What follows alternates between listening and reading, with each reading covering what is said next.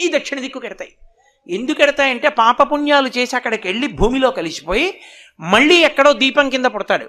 పుట్టి కొంతకాలం ఉండి మళ్ళీ అలా దక్షిణ దిక్కు వెళ్ళిపోతాడు. శ్మశానంలోకి వెళ్ళిపోతుంటుంది శరీరం.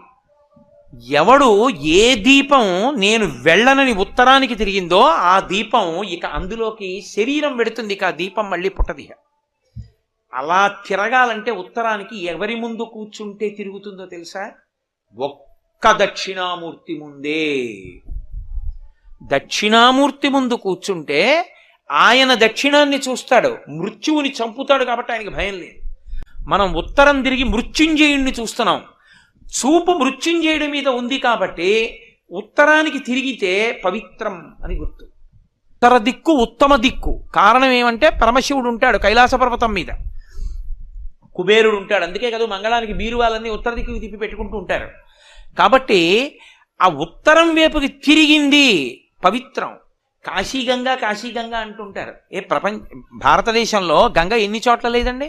హరిద్వార్లో గంగే, కాశీలో గంగే, ఎన్నో చోట్ల గంగ ఉంది. అన్ని చోట్ల గంగ కన్నా కాశీ గంగండి కాశీ గంగండి అంటారు. కాశీ గంగ అని ఎందుకు వచ్చింది? ఒక్కటే కారణం, పైన పుట్టినటువంటి గంగ దక్షిణం వైపుకి ప్రవాహం మొదలుపెట్టింది. ఒక్క కాశీ పట్టణం దగ్గరికి వచ్చేటప్పటికి తన ప్రవాహాన్ని ఉత్తరానికి తిరిగింది.